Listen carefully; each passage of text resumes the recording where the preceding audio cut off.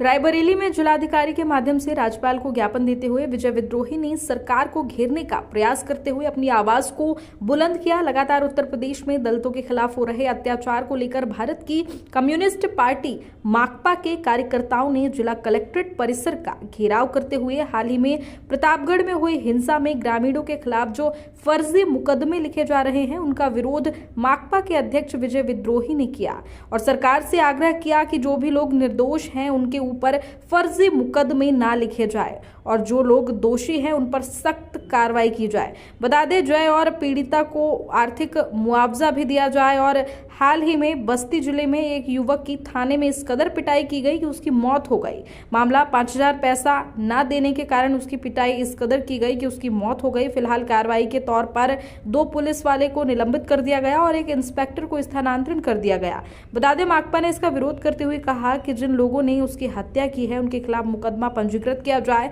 और जो भी पुलिसकर्मी इस कांड में दोषी है उन्हें सख्त कार्रवाई किया जाए। साथ ही महिला सुरक्षा का मुद्दा उठाते हुए सरकार को घेरते हुए उन्होंने कहा कि उत्तर प्रदेश में महिलाएं सुरक्षित नहीं हैं। जो भी मामले थाने में आते हैं उनको ले देकर निपटारा करने का प्रयास किया जाता है। इन सभी मुद्दों की आवाज उठाते हुए माकपा के अध्यक्ष विजय विद्रोही ने जिलाधिकारी के माध्यम से राज्यपाल को ज्ञापन सौंपा। अपना परिचय दीजिए। मैं विजय विद्रोही, उत्तर प्रदेश राज्य कमेटी सदस्य भाकपा माले। क्या किस बात को लेकर के आप लोग धरना प्रदर्शन कर रहे हैं? प्रतापगढ़ में कल एक दलित युवती की गैंग रेप के बाद हत्या कर दी गई और उस हत्या और बलात्कार का विरोध कर रहे ग्रामीणों पर पुलिस ने बर्बरतापूर्वक लाठीचार्ज किया। तमाम लोगों के खिलाफ फर्जी मुकदमे वहाँ लिखे जा रहे हैं, उनकी गिरफ्तारियाँ हो रही हैं। तो हम लोग आज एक तो उत्तर प्रदेश के अंदर महिला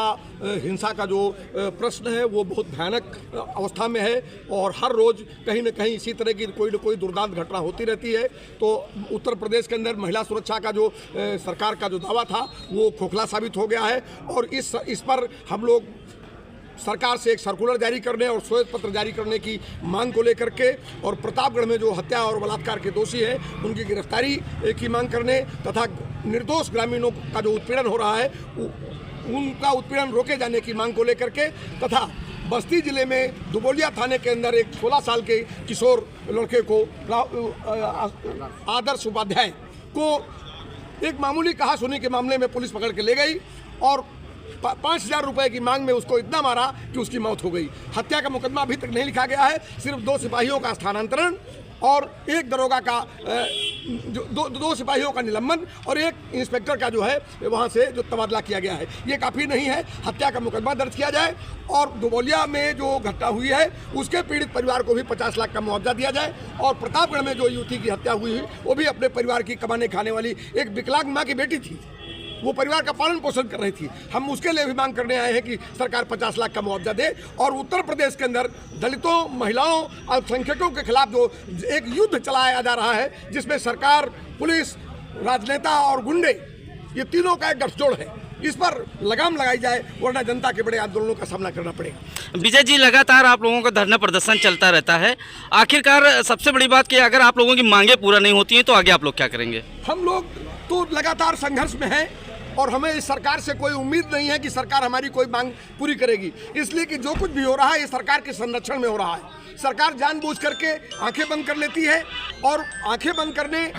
का मतलब यह है कि सब कुछ उनकी सह पर हो रहा है, वरना किसी भी जिले के में इस तरह की विभत्स घटनाएं होती हैं और उसके जिलाधिकारी और पुलिस के कप्तान के खिलाफ कोई जवाबदेही क्यों नहीं तय होती है। स्थानीय स्तर पर अगर दुबोलिया में 16 साल के बच्चे की हत्या हो गई है, 8 दिन बीत रहे हैं, अभी तक वहाँ के इंस्पेक्टर के खिलाफ अगर हत्या का मुकदमा नहीं लिखा गया है, उन सिपाहियों के खिलाफ जिन्होंने पीट के मार डाला, हत्या का मुकदमा नहीं लिखा गया है, तो क्या माना जाएगा कि प्रदेश की सरकार ने पुलिस को इस भूमिका तक पहुँचाया है। इसलिए हम लोग ये कहने के लिए आए हैं कि सरकार से हमारी कोई अपेक्षा नहीं, लेकिन हम अपनी आवाज़ उठाएंगे, न्याय की मांग करेंगे, लोकतंत्र में हमें अधिकार प्राप्त है। अच्छा, सरकार ने अभी 8 वर्ष पूरे होने सेवा, सुरक्षा और सुशासन की बात कही है, इसमें क्या कहना चाहेंगे? अरे वो तो भाई बातें करने के लिए क्या, हम तो कह रहे हैं ना महिला के सवाल पर, महिला सुरक्षा के सवाल पर वो एक सर्कुलर श्वेत पत्र जारी करें, अपराधों पर श्वेत पत्र जारी करें। आपके थानेदार FIR नहीं लिखेंगे, आप कहोगे हमारे यहाँ अपराध क्राइम रेट घट गया। महिलाओं का तमाम उत्पीड़न होता रहता है, वो थाने में जाती है, जबरदस्ती बलात्कार के मुकदमों में सुलह समझौते कराए जाते हैं, तो वो कितना क्राइम रेट घटा है, एक श्वेत पत्र जारी करें, सारी असलियत सामने आ जाएगी।